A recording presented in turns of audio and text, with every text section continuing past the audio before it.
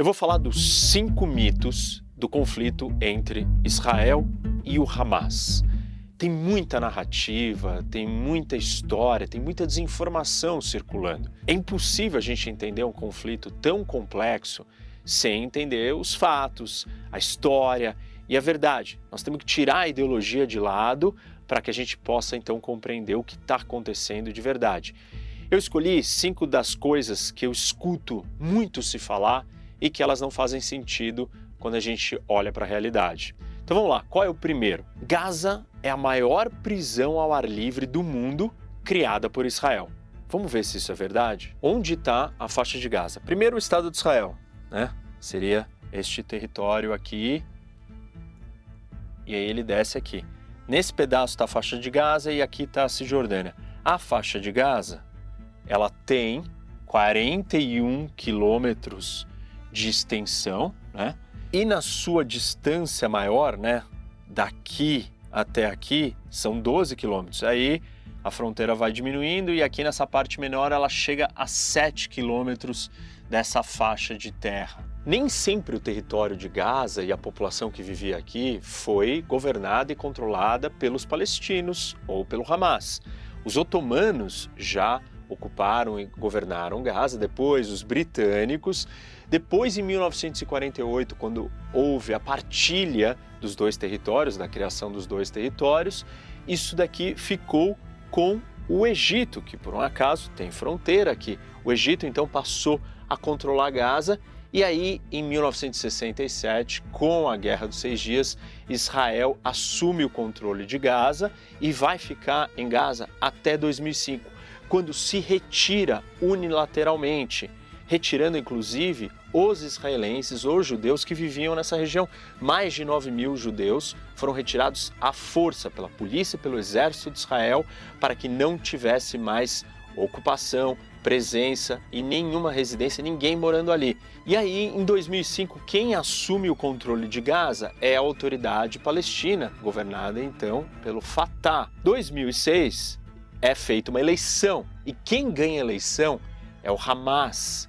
Não com a maioria total dos votos, mas com uma maioria de votos. E aí o Hamas assume o comando de Gaza e depois, em 2007, ele faz uma grande limpeza na base da violência, perseguindo todos os seus opositores políticos e implementando a sua ditadura, o seu domínio total do território. Essa parte política eu ainda vou falar mais dela quando eu explicar outros mitos aqui no vídeo. Quando o Hamas assume o controle total dessa faixa de território da população, por ser uma organização terrorista que não reconhece, não aceita, não quer que Israel exista, ele parte para o ataque, ele usa esse território como base para bombardear, para jogar morteiros, para invadir, sequestrar pessoas. E Israel faz o quê? O que qualquer país faria numa situação de guerra com o seu vizinho. Fecha as suas fronteiras para evitar que os ataques cheguem, para evitar que existam invasões e assim por diante. Até aí não tem nenhuma novidade. Qualquer país que esteja em guerra com o seu vizinho fecha as fronteiras. As fronteiras da Rússia com a Ucrânia são fechadas. As fronteiras da Coreia do Norte com a Coreia do Sul são super fechadas. Tem uma zona desmilitarizada com um vácuo no meio para que nada atravesse de um lado para o outro. É absolutamente natural e normal que países em guerra, inimigos, territórios inimigos em guerra, vão ter a sua fronteira fechada, por segurança, por separação, para que você não continue vivendo em guerra o tempo inteiro. Então, até aí não tem nada de diferente e anormal, dado o contexto do que está acontecendo aqui. Agora que vocês entenderam um pouco do contexto e das transformações aqui, vamos voltar ao mito. Isso seria, alguns chamam que isso daqui de uma prisão a céu aberto. O que é uma prisão? Ninguém entra e ninguém sai. Não é isso que acontece. Por quê? Existem passagens aqui em Israel onde 20.000 palestinos saem todos os dias para trabalhar em Israel e voltam. Existe uma outra entrada aqui de Israel que por volta de 8, 9 mil caminhões por mês entram e saem em tempos de normalidade, de não guerra. Quando nós temos um período de guerra, por razões óbvias, a fronteira é fechada E aí, a pergunta, quem é que causou essa prisão?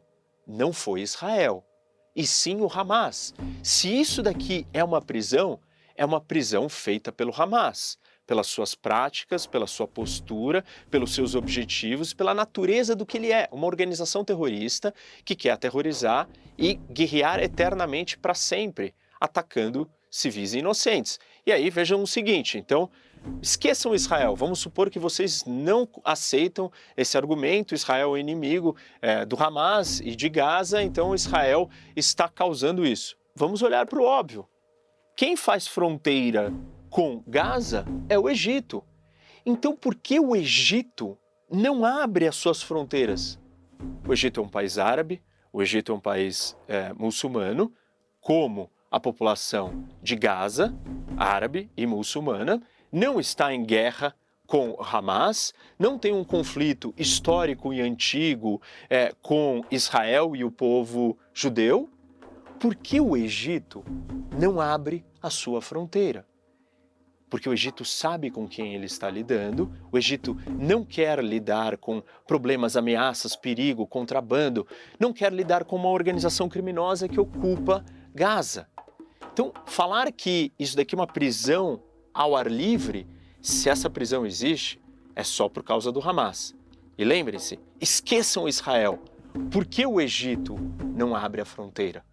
Porque o Egito sabe que o problema é o Hamas. Para vocês terem uma ideia do que eu estou falando, o Egito, em 2014 e 2015, ele entrou dentro de Gaza para destruir e demolir residências que estavam próximas da fronteira para criar um tampão, um vácuo, um espaço para que os terroristas do Hamas não estivessem tão próximos da fronteira, para criar uma zona de buffer, de separação. O Hamas fechou as portas desta prisão e se trancou lá dentro com 2 milhões de reféns, que são os palestinos. Vamos ao segundo mito, que diz que o terrorismo, especialmente o do Hamas, é apenas um produto, uma consequência de um ciclo de violência, das ações de Israel, do conflito já existente. Dentro dessa lógica, se pinta o terrorismo como um ato de vingança emocionalmente motivado.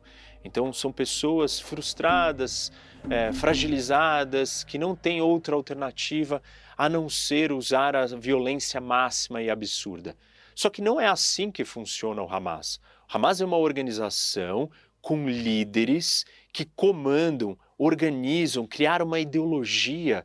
E esses líderes, eles não estão ali no sofrimento. Aliás, eles nem vivem em Gaza. Eles estão de fora, em outros lugares, coordenando a ação de pessoas que, essas sim, são vítimas de uma ideologia que acabam comprando essa situação, são convencidas e levadas a fazer isso. O Hamas e os seus líderes, eles fazem um cálculo racional muito óbvio de custo e benefício do uso do terrorismo, do uso da ação terrorista. É muito fácil para eles desperdiçarem a vidas de palestinos que estão numa situação difícil, que foram cooptados por essa ideologia radical.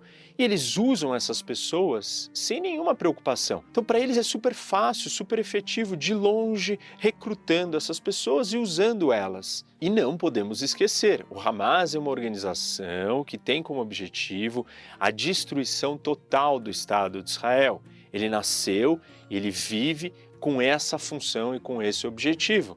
E o terrorismo é uma ferramenta para os líderes do Hamas para atingir os seus objetivos. Quais são esses objetivos? Primeiro, causar uma reação exagerada por parte de Israel, levar o público israelense, a população israelense, a uma posição de rejeição extrema, para que não exista a paz, para que eles estejam cansados de tanta violência e abdiquem das chances da paz e adotem uma posição rígida e dura contra um projeto de paz. Então, ele tem o objetivo de afetar a opinião pública israelense, assustando, amedrontando, tem o objetivo de mudar a percepção dos israelenses para que não se tenha mais conversa, mais diálogo, e aí ele ganha, porque ele vive da guerra, ele vive do combate armado, ele vive dessa tal resistência que ele chama. E aí uma outra coisa óbvia, uma vez que ele vive da guerra e ele quer destruir qualquer tentativa de paz, é todos os momentos na história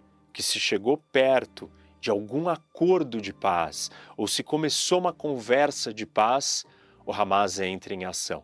O Hamas e qualquer grupo terrorista, porque o objetivo deles é que a guerra continue para sempre. Então ele vai destruir o processo da conversa, do diálogo e da paz.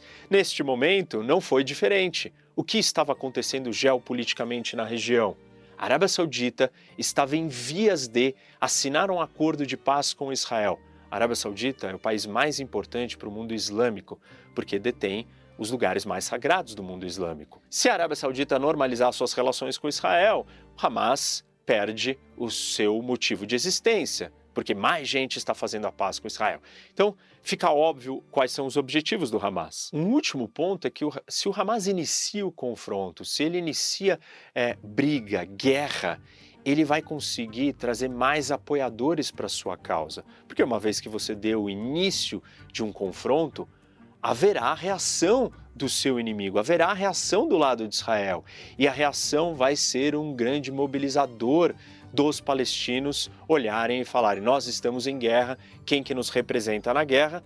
O senhor da guerra, aquele que lidera a guerra, aquele que inicia a guerra, aquele que vive da guerra, no caso, o Hamas. Então, o Hamas ele ganha de todas as pontas, promovendo, fazendo o terrorismo. É muito fácil da gente ver isso. Muita gente me pergunta, mas por que tantos vídeos, Rock, sobre o que está acontecendo? O Hamas quer se autoincriminar? Não, na lógica do Hamas, na lógica terrorista, na lógica que eu estou explicando para vocês, quanto mais vídeos, mais chocante vai ser. Mais Israel vai precisar responder, vai se sentir ferido, ameaçado, amedrontado, assustado e mais vai querer justiça. E quanto mais resposta tiver, quem ganha? O Hamas, porque a violência continua e ele é o representante da violência. Ele precisa disseminar essas imagens, ele precisa mostrar que a guerra está viva. Uma pausa, pessoal, antes da gente entrar no mito número 3, eu preciso trazer aqui o nosso apoiador que permite que a gente esteja produzindo esse conteúdo gratuito para todos vocês, é Insider. Então dá uma olhada aqui no site deles, usem o cupom ROCK12. Sem a Insider, sem esse apoio, seria muito difícil da gente estar entregando conteúdo sério, com pesquisa, sem fake news, sem desinformação, sem guerra de narrativa e ideológica. Estou tentando trazer aqui mais conhecimento para que a gente tenha mais racionalidade e menos paixão num tema tão complicado, complexo, difícil, com tantos anos de história para ser entendido. Quer nos apoiar? Dá uma olhada no site da Insider. Eu estou usando uma das camisetas, a Tech T-Shirt, muitos de vocês já conhecem, vale a pena. ROCK12 é o cupom de desconto. Vamos voltar para o terceiro mito. Agora que eu expliquei para vocês o que é o Hamas, como funciona, quais são os seus métodos, isso nos traz ao terceiro mito, que diz o seguinte: Hamas e Palestina são a mesma coisa. E tem dois tipos de pessoas que acreditam nisso. Aqueles que são extremos defensores de Israel, falam que o Hamas e os palestinos são a mesma coisa, e aqueles que são extremos defensores da Palestina acham que a causa do Hamas é a causa dos palestinos. Isso demonstra um profundo desconhecimento da política interna palestina. Não é a política de Israel, não é o conflito entre Israel e os palestinos, é a política doméstica palestina. Tanto para aqueles que defendem o povo palestino, querem defender e defendem erradamente o Hamas, quanto para aqueles que acham que o problema do Hamas é o problema dos palestinos e da causa palestina e assim por diante. Então, o que é o Hamas? É um grupo radical islâmico formado em 1987, depois da primeira intifada, e ele é um braço, uma ramificação da Irmandade Muçulmana. que é um grupo sediado no Egito. Em 2005, quando Israel sai unilateralmente de Gaza, a autoridade palestina fica no poder um pouco até que nós temos eleições internas dos palestinos. E aí são dois grupos, um deles é o Fatah e outro é o Hamas. Quem ganha a eleição é o Hamas, com 44% dos votos. Mas o Fatah não fica tão atrás assim, ele fica com 41% dos votos. Percebe que o Hamas ele não tem sequer a maioria, ele tem apenas uma pluralidade para formar um governo.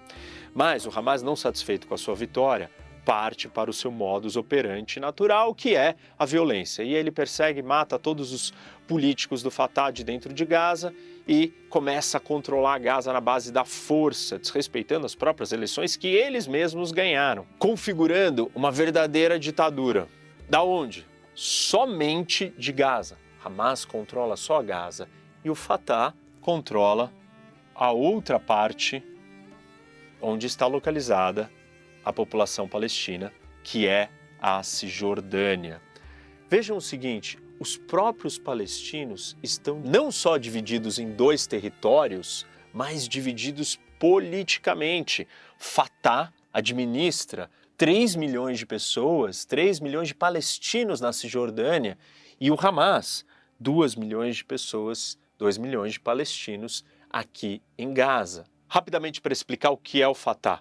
É um grupo político que representa os palestinos, nacionalista, porém laico, secular, diferente do Hamas, que é religioso. E os principais nomes que a gente sempre escuta falar da autoridade palestina são do Fatah, como Yasser Arafat e Mahmoud Abbas. O cerne de toda a questão aqui é que os objetivos do Hamas não são os mesmos da população de Gaza, muito menos dos palestinos como um todo.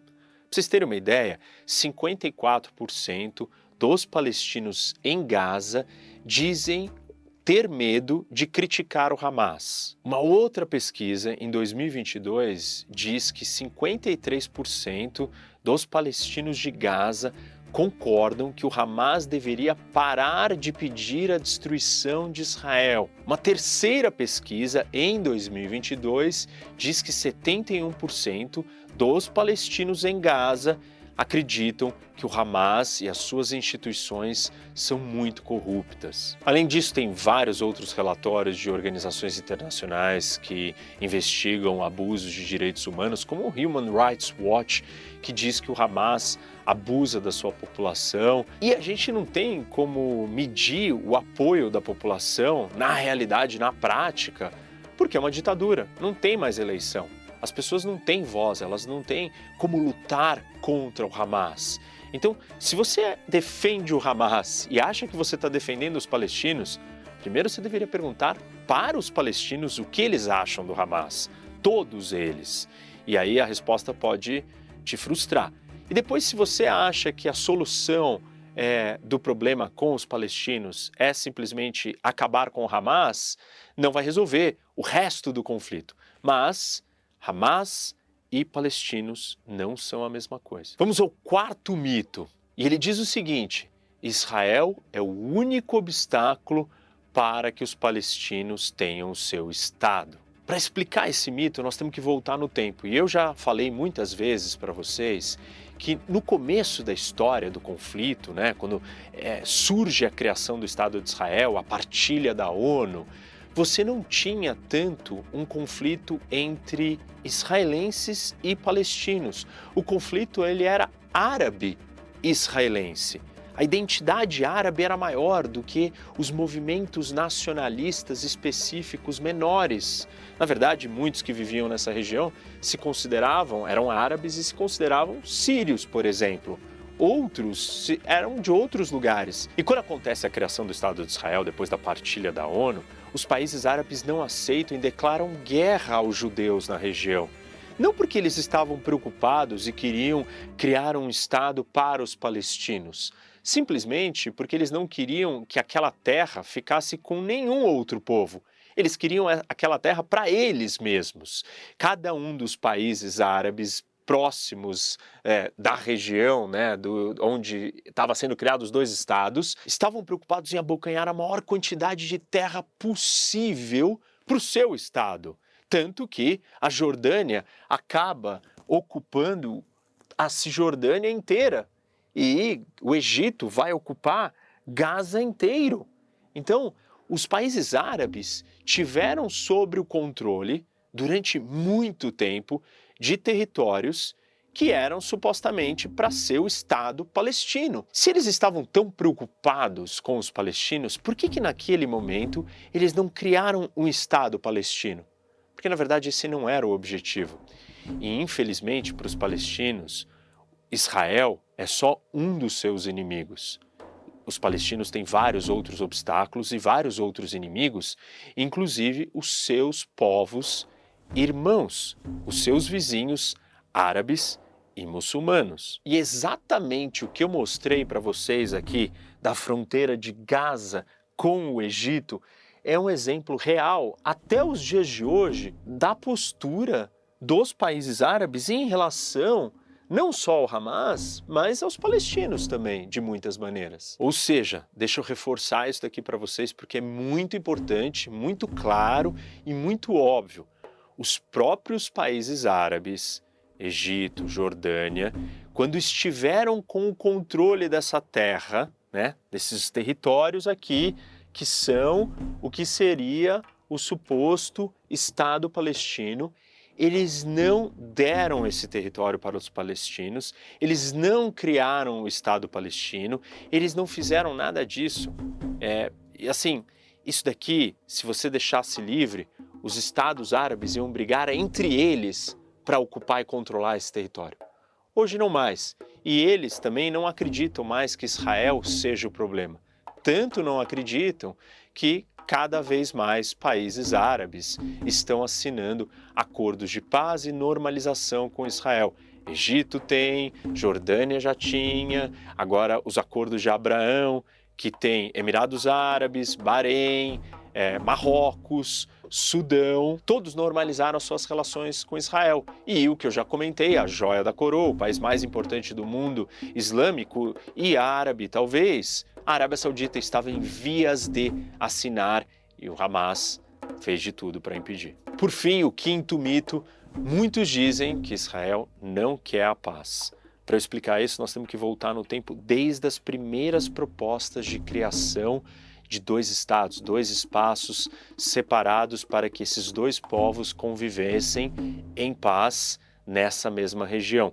Um estado para o povo judeu e um estado para os árabes, muçulmanos, palestinos que viviam ali. A primeira vez que essa solução foi ventilada foi em 1937, com a Comissão Peel, liderada pelos ingleses que controlavam a região. E aí eles propuseram dois estados, sendo 80% do território para os palestinos, árabes palestinos, e 20% para os judeus, para um Estado de Israel. Os judeus aceitaram, os árabes não aceitaram. A segunda vez que uma iniciativa surgiu para criar dois estados foi com a ONU, em 47 e 48. A ONU demarcou todo o território, viu onde viviam a maioria da população de cada um dos lados e desenhou as fronteiras, criando dois estados. Os judeus aceitaram a partilha, aceitaram a divisão e os palestinos e os países árabes não aceitaram, declarando guerra e atacando Israel, até que, depois do resultado dessa guerra, a Jordânia conquista e ocupa a Cisjordânia. A terceira vez que uma proposta surgiu foi após a Guerra dos 6 Dias, em 1967. Israel conquistou o resultado da guerra, da sua vitória na guerra, conquistou a Cisjordânia e a faixa de Gaza. Mas, em busca de uma paz, Israel ofereceu devolver os territórios para a criação do Estado palestino. E aí veio a resposta da Liga Árabe, o famoso comunicado dos 3 nãos. Não para a paz com Israel, não para o reconhecimento de Israel e não para negociações com Israel. A quarta vez acontece mais para frente no ano 2000, quando o primeiro-ministro de Israel, Ehud Barak, junto com o líder dos palestinos, Yasser Arafat, e o presidente americano Bill Clinton, na reunião de Camp David, nos Estados Unidos, ficam 14 dias negociando e chegam a uma proposta para a criação de 2 estados, e o primeiro-ministro de Israel oferece toda a faixa de Gaza, 94% da Cisjordânia e ainda Jerusalém, metade de Jerusalém, como a capital do novo Estado palestino. E Arafat não só recusa, como inicia a segunda intifada atacando Israel. Em 2008, nós temos uma nova oferta israelense, dessa vez o primeiro-ministro de Israel coloca para o líder palestino Mahmoud Abbas um novo acordo de paz e é recusado novamente. Vale lembrar que entre esse período, em 2005, Israel se retira de Gaza unilateralmente, retira todos os judeus que estavam vivendo ali naquele território. Ou seja, está mais do que claro que Israel quer a paz e continua tentando a paz. São diferentes períodos da história, 5 vezes que propostas reais, sinceras, foram feitas para que os palestinos tivessem um Estado nos territórios, desde o começo que são entendidos para serem os territórios de um Estado palestino. Os pequenos obstáculos que ainda existem, alguns não tão pequenos, outros maiores hoje em dia, eles podem ser superados se houver alguém com interesse real de negociar e alcançar a paz. O ponto é que nenhuma organização terrorista vai querer isso. E muitos dos líderes palestinos, mesmo aqueles que não são terroristas, até agora não tiveram talvez a legitimidade, a coragem ou a vontade de levar isso adiante. Não podemos esquecer que isso daqui não envolve, às vezes, só os palestinos. Quando a gente fala da capital, por exemplo, Jerusalém, envolve todo o mundo islâmico e talvez eles não tenham nem como negociar pelos outros. Enfim, espero que vocês tenham entendido alguns desses mitos. Existem vários outros, eu não vou conseguir finalizar ou terminar de falar disso, mas esses são 5 importantes. No sábado, dia 7 de outubro de 2023, um grupo extremista islâmico chamado Hamas começou um ataque forte contra Israel, começando mais um novo capítulo na longa história de guerras e conflitos, tudo nesse pedaço de terra. Para variar, tem muita gente por aqui no Brasil, do outro lado do mundo, sentado de boa no sofá, sem muito entender o que está acontecendo, ou as coisas que já passaram, e falando como se fosse algo simples. Como eu já visitei a região e tenho amigos tanto judeus quanto palestinos, tudo gente boa, eu senti que eu deveria, mais uma vez, explicar para vocês a origem de Israel e Palestina, e por que tem tanto conflito hoje em dia. Sem muita enrolação, bora lá!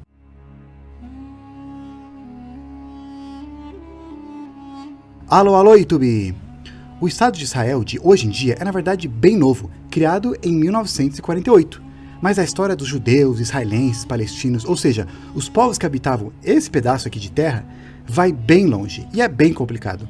Principalmente porque é uma terra considerada sagrada por 3 religiões diferentes: islamismo, cristianismo e judaísmo. Então, como que tudo começou? Bem, alguns falam que a Bíblia ou o Torá já são suficientes para poder explicar a origem do povo judeu, e o Alcorão para explicar a origem do povo árabe. Outros somente aceitam evidências arqueológicas mais concretas, e tem gente que acha que é uma mistura dos dois. Bem, de acordo com as escrituras, o povo judeu é descendente de Abraão, que vivia na Mesopotâmia, e recebeu a promessa de Deus para herdar a terra de Canaã, que é esse pedaço de terra aqui. Seus descendentes, com o tempo, acabaram formando 12 tribos diferentes, que por alguns motivos muito longos, que eu não vou entrar em detalhe aqui, foram parar no Egito. Aí eles foram escravizados e libertados depois por Moisés, que os trouxe de volta para Canaã, onde eles tiveram que conquistar o povo que morava lá. Aí depois de um tempo, se estabeleceu o reino de Israel, com 6 famosos, como Davi e Salomão, e eles construíram esse templo aqui. Mas o reino acabou se dividindo. No norte ficou o reino de Israel, com a maioria das tribos de Israel, e a capital sendo em Samaria. E no sul ficou o reino de Judá, com Jerusalém a sua capital, e a maioria sendo o pessoal dessa tribo aqui. Daí que vem o nome judeu, e também o nome da religião, judaísmo. Lá por 721 a.C., os assírios conquistaram o reino de Israel, lá do norte, e sobrou só Judá, que foi conquistado um pouco tempo depois pelos babilônios. Os babilônios destruíram o templo e levaram vários judeus cativos com eles. Aí quando os persas assumiram, eles deixaram os judeus voltar para Jerusalém e reconstruir outro templo. E é aí que mais ou menos o Velho Testamento termina. Algumas versões da Bíblia, que tem alguns apócrifos, e também o Torá, eles contam um pouquinho depois, sobre, por exemplo, como que os judeus acabaram expulsando os gregos que estavam profanando o templo lá em Jerusalém, na revolta dos Macabeus. Para os muçulmanos, o povo árabe também é descendente de Abraão. Lá no começo, Abraão estava conseguindo ter filho com a esposa dele, então falou para ele que ele podia com a serva dele. E aí essa serva acabou tendo um filho. Mas depois, quando Abraão conseguiu ter filho com a esposa dele, ele acabou levando essa serva, Agar, e seu filho, Ismael, lá para a Arábia. E daí que supostamente surgiu o povo árabe. Beleza, essas são as explicações das escrituras, mas o que os arqueólogos e historiadores falam? A origem do povo israelense e palestino começou na mesma região. Os hebreus eram um dos vários povos pequenos que surgiram lá em Canaã. Teve uma época que eles foram parte do reino do Egito. Alguns acreditam que talvez esse domínio egípcio que tenha inspirado a história do Êxodo e de Moisés. Aí, durante a Idade de Bronze, a Grécia, Egito e o Império Hitita eram as maiores civilizações da região, que brigavam por terra. Depois veio o período Homérico, que foi quando várias dessas civilizações entraram em colapso. Ninguém sabe o porquê direito. Com os chefões fora do jogo, várias dessas tribos e vilas menores aproveitaram o espaço deixado pelos grandes impérios, e aí eles expandiram. 2 desses novos tribos se tornaram reinos, no norte virando o reino de Israel e no sul o reino de Judá. Para muitos historiadores, cada um desses reinos tinha suas próprias crenças e mitologias de origem, o norte sendo politeísta e o sul monoteísta. Uma dessas outras tribos que também cresceu e se tornou um reino eram os filisteus. O mais famoso é o Golias, aquele gigante da história da Bíblia, que foi morto por Davi. E é de filisteus que vem a origem do nome Palestina. Mas quando o novo império, vindo do norte, os assírios conquistaram o reino de Israel, muitas pessoas desse reino acabaram fugindo e migrando para o reino do sul, que conseguiu resistir os assírios. Foi aí que, para muitos historiadores, muitas das crenças desses 2 povos se misturaram, e o Deus do Reino do Sul ficou mais popular. Foi nessa época que começaram a escrever o Torá. Depois disso, as histórias nas escrituras já começam a combinar mais com as evidências arqueológicas. O reino de Judá foi conquistado, destroem o templo, são levados cativos, depois eles voltaram com os persas, deixaram eles voltar, reconstruíram Jerusalém, o templo, aí eles passaram a ser dominados pelos gregos, e aí expulsaram os gregos na revolta dos Macabeus, ficaram um tempo independente, até que chegou o Império Romano, que conquistou eles e criou uma província de Judá. Aí é bem mais fácil a gente saber com mais exatidão o que aconteceu, porque os romanos, eles gostavam de escrever bastante. Um pouco depois da morte de Jesus, muitos judeus se revoltaram, tentando expulsar os romanos, e isso irritou eles, fazendo com que os romanos invadissem e destruíssem Jerusalém, inclusive o templo, que hoje só sobrou esse muro aqui, que é conhecido como Muro das Lamentações. Eles também trocaram o nome da província de Judéia para Palestina, porque era esse o nome que muitos gregos usavam para se referir a essa região. Os romanos levaram muitos judeus como escravos, e vários outros fugiram, se espalhando pelo império. Aqueles que ficaram mais perto de Roma acabaram migrando para a Península Ibérica, e com o tempo ficaram conhecidos como os Sefaraditas. E alguns outros migraram mais para o norte da Europa, e ficaram conhecidos como os Askenazes. Mas por séculos, como vocês imaginam, eles foram perseguidos. Quando chegaram os muçulmanos, eles conquistaram tudo, e muitos que antes eram cristãos ou politeístas acabaram se convertendo ao islamismo. Foi até bom essa conquista dos muçulmanos porque eles toleravam bem mais os judeus do que os cristãos naquela época, contanto que eles pagassem o imposto. É claro que depende do reino, também depende do cara que está liderando naquela hora. Por algum tempo também, muitos judeus acabaram enriquecendo, porque eles serviam de ponte no comércio entre o mundo cristão e o muçulmano. Mas a reconquista na Península Ibérica e as cruzadas para tentar reconquistar Jerusalém aumentaram os sentimentos antissemitas, e muitos judeus começaram a ser mortos de novo. Por exemplo, uma época na Espanha teve a Inquisição, onde mataram milhares de judeus e muçulmanos, e o resto era obrigado a se converter ou ir embora. Nessa época já tinha o Império Otomano, dominado pelos turcos, que aliás, os turcos não são árabes. Os árabes estavam lá, agora vivendo sob domínio otomano. Eles só têm a mesma religião, mas os turcos eles chegaram lá um pouco depois na jogada. Aos poucos, eles vieram migrando lá da Ásia Central. Como muitos judeus tinham uma vida um pouquinho melhor no Império Otomano, por causa das perseguições na Europa, muitos fugiam para lá. E outros também foram para as Américas. Com o tempo, muitos judeus estavam se considerando uma nação sem terra, e eles estavam ficando cansados de ser nômades. Foi aí que começou a surgir um movimento chamado sionismo. A meta desse movimento era de criar um país para os judeus. Assim, eles não só teriam uma terra para eles, como também estariam seguros de perseguição. Quando começaram a descobrir essas ideias, os otomanos, que ainda mandavam no local, não gostaram nem um pouco. Eles já estavam começando a ter problema também com os árabes e também estavam ficando cansados do domínio turco. Aí chegou a Primeira Guerra Mundial e os otomanos se uniram com a Alemanha. Para ajudar a lutar contra eles, os ingleses pediram ajuda dos judeus, prometendo que, se eles ajudassem, os britânicos iriam ajudar a criar um país judaico para eles. Mas, ao mesmo tempo, lá com os árabes, os britânicos também fizeram uma promessa parecida, falando que se eles ajudarem a derrubar os otomanos que controlavam a região, eles iriam apoiar um país árabe unificado. E vocês devem imaginar o que aconteceu. Com o fim da guerra e o fim dos otomanos, as terras do Oriente Médio foram divididas entre o Reino Unido e a França. Tinha até um pedaço da Turquia que ia ser da Itália e outro do Império Russo. E é aí que começou o conflito moderno entre Israel e Palestina. Com o tempo, os britânicos foram dando mais autonomia para o povo árabe que morava lá no Iraque e na Transjordânia, até que eles anunciaram apoio para a criação de um Estado judeu lá na Palestina, onde tinha uma comunidade judaica, embora que naquela época ainda era minoria. Os árabes do local, que já estavam bravos por não ganharem um país unificado como tinha sido prometido, depois desse anúncio, muitos se revoltaram, e alguns que são mais extremistas e violentos começaram a agredir judeus, e os judeus do local começaram a se defender. Quando veio a Segunda Guerra Mundial, ainda mais judeus fugiram e chegaram lá na Palestina, inclusive sobreviventes do Holocausto, o que começou a revoltar ainda mais os palestinos do local, que não estavam gostando de tanta imigração dos judeus, fazendo com que os britânicos de lá, que estavam governando lá, controlassem a imigração dos judeus por um tempo, que já tinha crescido para 33% da população em poucos anos. Mas fazer isso revoltou os sionistas que já moravam lá na região, e alguns extremistas começaram a se revoltar e agredir árabes do local. O apoio do Estado judeu cresceu muito quando o mundo viu as atrocidades que fizeram com os judeus lá na Alemanha. Com as tensões crescendo na Palestina, os britânicos, vendo a bagunça que eles meio que criaram, começaram a sair de cena de fininho e deixando a ONU se virar. Como agora já tinha bastante judeu lá, e reconhecendo o direito de um território dos judeus, e também não querendo repetir a história de expulsar os judeus de novo, a ONU fez um plano que dividia a Palestina em dois países, um para os judeus, nos locais onde eles eram a maioria, e outro para os palestinos, com Jerusalém sendo um território neutro internacional. Os judeus concordaram com o acordo, mas os árabes não, causando um conflito armado entre os dois. Essa batalha os israelenses chamam de Guerra da Independência, porque logo depois eles declararam a criação do Estado judaico.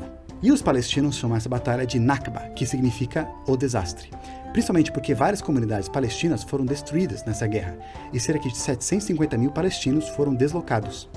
Quando eles declararam o Estado judaico, no dia seguinte, os países árabes vizinhos invadiram Israel por todos os lados, começando a segunda fase desse conflito, a Guerra Árabe-Israelense. No final, Israel ganhou, conquistando mais terras, enquanto o Egito pegou a faixa de Gaza, esse pedacinho aqui, que é o que está aparecendo no jornal esses dias, e a Transjordânia pegou a Cisjordânia, que é esse pedaço aqui. E aí eles mudaram o nome do país para Jordânia. Com esse conflito, ainda mais palestinos foram expulsos, e ao mesmo tempo, judeus que já viviam por gerações em outros países árabes também foram expulsos. Mostrando ser um país com capacidade de se defender, mais judeus da Europa migraram para Israel. Em 1967, as tensões entre os países lá estavam bem altas, e tropas do Egito começaram a se mobilizar para perto da fronteira. Mas Israel, querendo se prevenir, surpreendeu todo mundo atacando primeiro, e com muita eficiência. E em 6 dias eles acabaram com os exércitos egípcios, sírios e jordanianos, e dobrou seu território. Novos assentamentos israelenses começaram a ser criados em território que era palestino, e a ONU cria uma resolução falando que muitos desses assentamentos são ilegais. 6 anos depois, o Egito e a Síria atacam de novo, até com apoio soviético, mas Israel ganhou de novo com apoio dos Estados Unidos.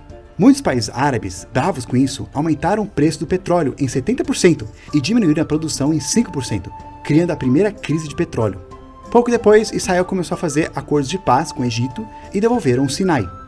Mais uma hora, Israel declarou Jerusalém como a capital do país.